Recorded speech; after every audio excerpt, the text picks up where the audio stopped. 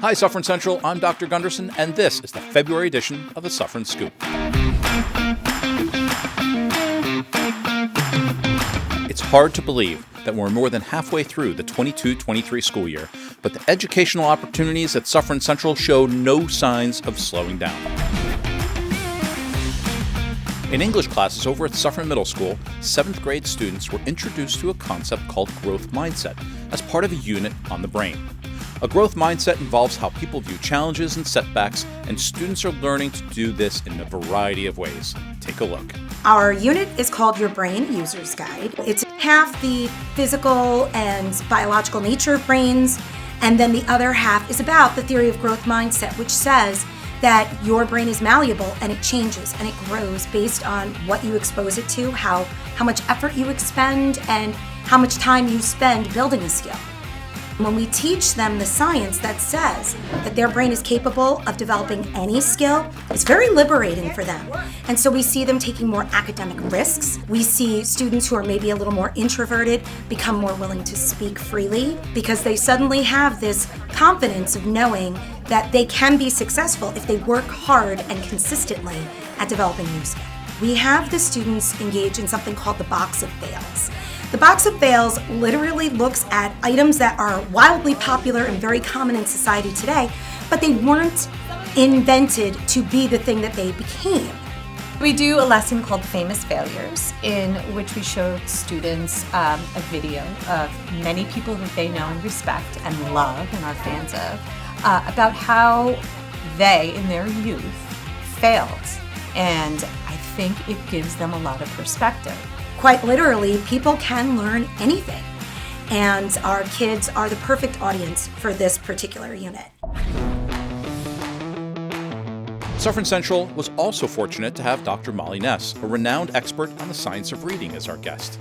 She spoke with administrators, staff, and parents about how our brains learn to read. And we know that spelling and decoding are two sides of the same coin. Her approach based on the science of reading really breaks down the learning of reading into components. The teachers' takeaways from our session today is that they'll understand the why of why we're going to be making some changes in our literacy program, and some beginning strategies of how to go about doing it. One of the biggest myths is that reading is all about phonics and decoding, and it's important for kids to be able to lift words off the page in the word identification processes, but we also have to support their understanding and their ability to make meaning of text. We also help kids avoid years of struggle and dissatisfaction with the process of learning to read. I think that listening and trying to better understand how to help teachers assist them with learning is always a positive and always something that we look forward to doing here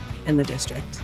We're already piloting some of these explicit phonics-based strategies in a couple of our elementary schools as part of our shift towards a consistent district program for next year. In our room, we are implementing IMSE, which is an Orton-Gillingham-based approach to learning how to read. We are using a multisensory approach to teach reading and writing. Since we've been implementing these new strategies, we have noticed that the children are becoming more confident readers and writers. They are using encoding and decoding strategies to help them read and write.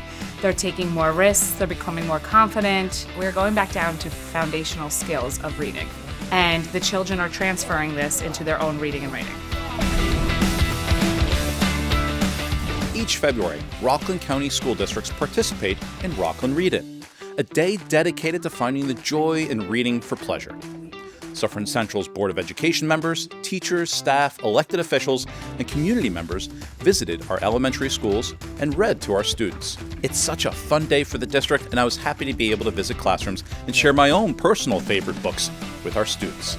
We thank everyone for taking time to foster a love of reading in our children. Thanks for watching, Suffern. See you soon. Together we are one Suffern. Together we are one Suffern.